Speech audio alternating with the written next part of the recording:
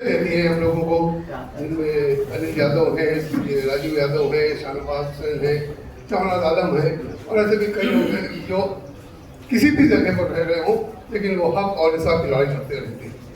आज आपने जिस मौजू को उठाया है ये एक बहुत अहम मौजू है और जिस तरीके से इस मुल्क में हमें अपना जो है अखलाकी गिरावट से नैतिक पतन दिखाई देती है वो एक बहुत ही तशवीशनाक सूरत हाल है।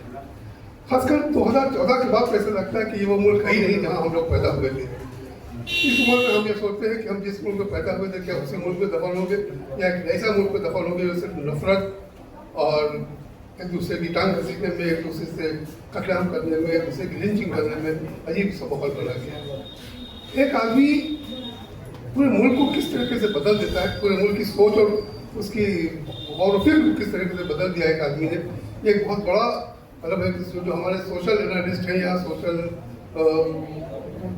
रिसर्चर्स उनको सोचना पड़ेगा कि एक आदमी में इतनी बड़ी सलाहियत कहाँ से आ गई कि उसने जो 70-75 साल का हिंदुस्तान था उसको 8-10 साल के अंदर कहाँ से कहाँ पहुँचा दिया।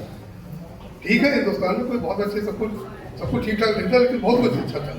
और आज तो जिस मुल्क में ये हो रहा है कुछ सोचा ही नहीं जा सकता कि कहाँ हो रहा है। आप देखिए कि अभी परसों नरसों की बात है शेख साहब के एक जज डीएम को एसपी को तलब करता है, उससे हक और इंसाफ की बात करता है और बजाय इसके कि उस डीएम और एसपी को ही बंद किया जाता जज के ट्रांसफर कर दिया जाता है। यानी एग्जीक्यूटिव को हावी कर दिया गया जुडिशरी को। उससे पहले वही संभल में ही वो सीजीएम का मामला हुआ था, सीजीएम को तबादला कर दिया गया। उससे पहले दिल्ली में जो मिनिस्टर हुआ है कपिल शर्मा के खिलाफ एक जज ने वो दिया था, जज का तबादला कर दिया गया। तो अब जजेस भी जब आज़ादी से काम नहीं कर सकते हैं तो फिर कैसे इस मुल्क को क्या होगा, इंसाफ कहाँ मिलेगा, किसको मिलेगा। गरीब की एक लाठी तो इंसाफी होता है, अदालती होती है। अदालतों में जब ये हालत कर दी गई है तो कैसे काम चलेगा। उन सब के बावजूद ये हमारे काले कोट के साथी जो है, खासकर हमारे नौजवान काले कोट वाले जो है, ये हमारी उम्मीदों का मरकज है। अभी भी सब कुछ पता के बावजूद जैसा कि हमारे राजू भाई ने भी कहा कि अगर आखिरी उम्मीद कहीं बनती है तो जाके जुडिशरी में बच्ची है जहाँ थोड़ी बहुत नैतिकता है, जहाँ थोड़ी बहुत इंसाफ की उम्मीद की जा सकती है। हमारे काले कोट वालों ने हमने देखा यहाँ जब घंटा घर पे चल रहा था मूवमेंट, किस तरीके से आप लोगों ने पुलिस की बर्बरता से वहाँ के लोगों को बचाया था, ये हम तो लोगों ने अपने आंखों से देखा है। तो ये एक बहुत संगीत सूरत हाल से इस मुल्क दौड़ गया है। आप देखिए कि हमारा प्राइम मिनिस्टर किससे मिलने गया है जो इंटरनेशनल क्रिमिनल है, जिसके खिलाफ वारंट जारी हुआ है, जो 80,000 लोगों का कातिल है, उससे प्रधानमंत्री हमारे मिलने जाते हैं और वो इतना शातिर है उसने दोनों को बेवकूफ बनाया। ट्रंप को बेवकूफ बनाया, इसलिए कोई बड़ा खुद पसंद आदमी है, अपने अलावा किसी के लिए होता है, इधर इनको बेवकूफ बनाया अपने यहाँ बुलाकर और दोनों को ला के ईरान पे हमला करवा दिया। दोनों फंसे हुए, हमको गैस नहीं मिल रही है और उसको रास्ता नहीं मिल रहा है कि हम किस तरीके से ईरान के जंगल से तो इतने शातिर बदमाश आदमी से हम दोस्ती करते जा रहे हैं। ईरान तो हमारा हमेशा का साथी रहा है, हर बुरे वक्त में ईरान ने हमारा साथ दिया। एक जमाना होता जब अमेरिका ने हम पर पाबंदी नहीं ली थी, कितने सस्ते में वो हमको आयात बर्दाश्त कर रहा था और हमसे रुपये में पैसा ले रहा था और रुपया में ले भी नहीं रहा था। वो जो तेल बेचता था वो जिस रुपये में बेचता था, रुपये में हिंदुस्तानी रुपये में बेचता था और रुपया हमारे ही बैंकों में रखा रहता था और उससे वो अपने जरूरियात के सवाल हो जाता रहता था। चारों तरफ से हमको फायदा दे रहा था।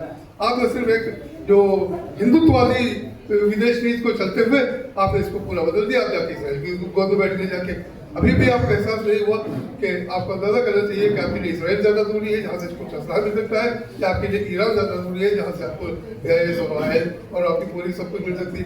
अभी तो सिर्फ गैस की प्रॉब्लम हुई है, अभी तो सिर्फ ऑयल की प्रॉब्लम हो रही है।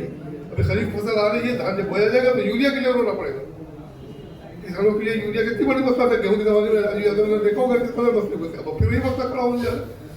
तो जो एक हिंदुत्ववाद के चक्कर में देश का अंदरूनी और देश के विदेशी दोनों को जिस तरीके से बर्बाद किया गया है, ये बहुत ही खतरनाक रुझान है। इस मुल्क को बचाने के लिए छोटे छोटे इस पर सही विचार मंच के जैसे हमारे रिहाई मंच वगैरह जैसे सही तरह के मंच और सजने चाहिए, ज़्यादा से ज़्यादा लोगों को करना चाहिए। और राजीव भाई के एक बात से पूरी तौर से इस्तेमाल करता हूँ कि जब हम सत्ता बदल देंगे तो हमारे आगे भी ज़्यादा समस्या दूर हो जाएगी। सत्ता बदलना हमारे पास का सबसे बड़ा मौजूद होना चाहिए, हमारी पूरी कोशिश होनी चाहिए और सत्ता बदलने की होनी चाहिए। सत्ता बदले बगैर हम कुछ नहीं हासिल कर सकते। अगर ये सत्ता और चली 10 साल तो फिर वो हिंदुस्तान नहीं रहेगा जो हम लोगों ने पाया था। जो हिंदुस्तान होगा वो सिर्फ आरएसएस के बाबू का हिंदुस्तान होगा जो आपस में लड़ता रहेगा और खाना देने के लिहाजे पर पहुँचा गया है। जैसे नाजी जर्मनी बर्बाद हुआ था, जैसे यूगोस्लाविया बर्बाद हुआ था, बर्बादी के उसी रास्ते पर हिंदुस्तान को डाल दिया गया है। इस बर्बादी से बचाने के लिए हम सब लोगों को एकजुट होकर ईमानदारी के साथ सही रखने का काम करना होगा। मैं बार शेर साहब का और सब साथियों को शुक्रिया अदा करता हूँ, जिन्होंने अपने पास देने का मौका दिया। बहुत बहुत शुक्रिया।